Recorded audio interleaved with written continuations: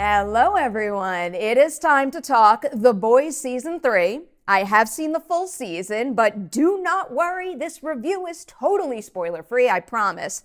First though, a little bit of very light story information to get us going. There's actually been a little bit of a period of calm after the battle with Stormfront in Season 2, but of course that can't last very long. While working for the government, Butcher and the team opt to take on a mission involving one of the very first superheroes Vought ever created. It's Soldier Boy. That mission has them crossing paths with the Seven quite a bit, and of course, that includes an increasingly unhinged Homelander. Before jumping into this full force, you all know I do like to point out I have not read The Boys comics. I just always think it could be helpful to know where I'm coming from with a review when it's based on popular source material. So in this particular case, I am coming at it with a fresh set of eyes. Let me start by getting the obvious out of the way first, because this is something that I have now said for 3 seasons in a row.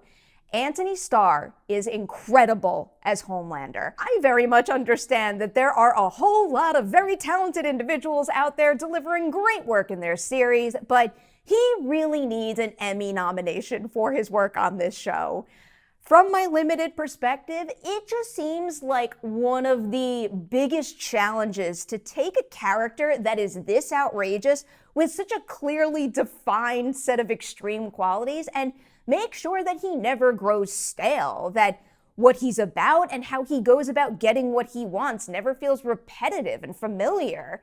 And the thing is, Homelander's core has kind of been the same since day one. The foundation is still there and it's very stable. Starr is keeping him fresh and scary via nuance and subtleties. And often those subtleties are deeply connected to these very human responses that Homelander has to certain challenges.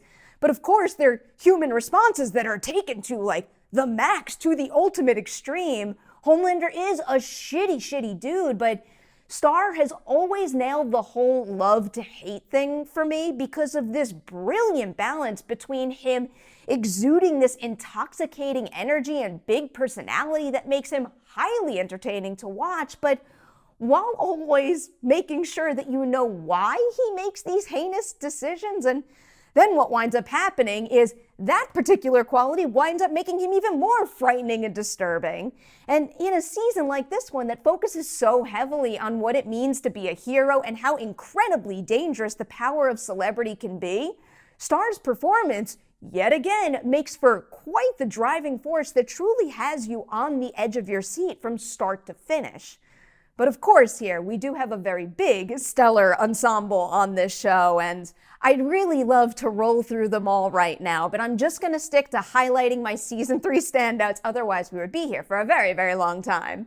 So again, this season really digs into what it means to be a hero. Not just the action of putting one's life on the line to save others, but rather, it digs into how you go about doing that. Are you really a hero if you resort to damaging tactics to achieve the end goal? Could there be any good in using the power and platform of a multi-billion-dollar conglomerate like Vought to make a difference? And then also, what is power anyway? Is it fame, money, likes? The Boys Season 3 manages to cover a whole lot of ground very successfully in that respect, and I found it pretty impressive. Erin Moriarty is an especially strong force this time around, and actually I should say again, because I've always loved her work on The Boys, but the growth that Annie experiences in Season 3 I think works especially well for a whole slew of reasons. I think it's because it's well written and Annie's situation plays really well off of what Huey's going through this time around, but also because Moriarty is great in the role and she makes you believe in Annie's capability and her search in figuring out what she really stands for. The passion of that pursuit is something that radiates out of the character and influences other characters in complex ways that I really appreciated and I do really think served this season as a whole incredibly well. Karen Fukuhara is also excellent again as Kimiko. Her exploration of what it means to have power, I think, is probably one of the strongest of the bunch this season.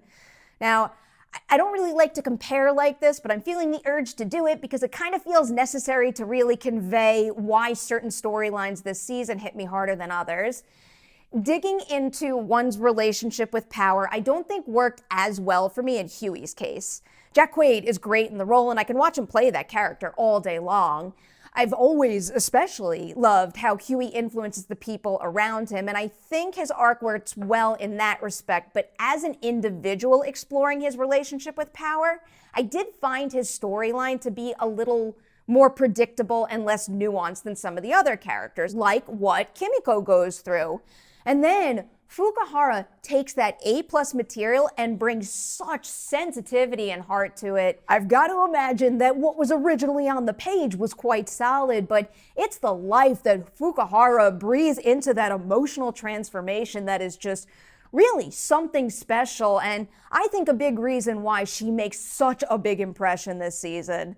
Laz Alonso's MM is another one who's going through an especially powerful challenge this time around, where you can truly feel the frustration, the heartbreak, and the rage that he's carrying around basically every waking moment. Also, I need to highlight Colby Minifie, who plays Ashley on the show, because she gets one particular beat this season that might be one of my favorite moments of the whole thing. I'm obviously not going to spoil specifically what it is here, but I do think that it's something that highlights how successfully she's built that character to this point to be able to earn a moment like that. And, you know, it doesn't feel like she gets as much credit as a lot of the other ensemble members do. Now, for Soldier Boy, again, a non-comic reader here, but I can't imagine anyone better for that role than Jensen Ackles. He just commands the screen whenever he's on it, and that is of the utmost importance given what Soldier Boy's presence does to certain characters this season. A lot of game-changing things happen to others because of what Soldier Boy brings to the table, and the connectivity there is especially well done. Again, lots going on, and some character storylines are more successful than others, but I would say nothing ever really feels like it's less than or needs to be classified as a B plot, and I think it's largely because of Ackles' screen presence and chemistry with everyone around him, the influence that Soldier Boy has on the overall Season 3 narrative, and then also because of the strength of the themes that I've already discussed. It comes together quite well. So, I am going to give The Boys Season 3 4 Deweys out of 5 on the Dewey Decimovie scale. There is a lot of good stuff playing out this season, a lot of very entertaining and also meaningful arcs and changes, but as often happens with a show juggling this many main characters, some have more successful storylines than others. It's kind of inevitable. I already mentioned Huey's journey felt a little more straightforward than I would have liked. I also thought there could have been more to dig into with Black Noir, and, you know, even Frenchie feels a little bit sidelined from time to time. But really, everyone I named just now still delivers something very interesting and worthwhile this season. I think it just feels a little bit like, in the grand scheme of things, they wind up serving the group and/or big picture more so than themselves, which is still very valuable, but it does wind up making those characters pale in comparison to some of the others. But really, now that I'm saying it, I do think that the big picture of it all is a top priority of the utmost importance here, given what they're exploring. By tackling this idea of one's relationship with power and what kind of power should be valued, I think it's absolutely vital that Season 3 explores so many different relationships with power. You kind of need all of that, so I'm glad they took that swing in that respect. I think it works really well, and I think it plays for the better here. All right, I'm leaving you there. That's it for me on The Boys Season 3. That's probably a lie. I'm sure Matt and I will talk spoilers on Merry Hour soon. So I want to know, when The Boys Season 3 kicks off, you hit that comment section below. You share your own thoughts there. And you know I love playing this game. I am going to say my favorite character this season is Annie. So when the show starts rolling, I want you to hit the comment section and tell me your favorite character right there. All right, now I'm really leaving you. No, I lie. I'm not leaving you, because I have a supersized Patreon shout out to give.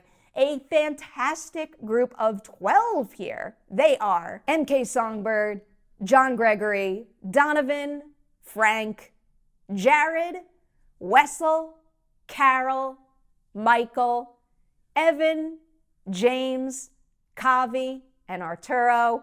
I cannot thank you enough. You guys are amazing. I really appreciate you supporting me doing what I love so much. It makes all the difference and it fills my heart.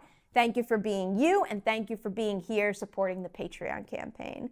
To everybody out there watching this video, I appreciate you watching it. Please don't forget to like and share it before you leave, and I'll see you soon. Whole bunch of big reviews coming your way.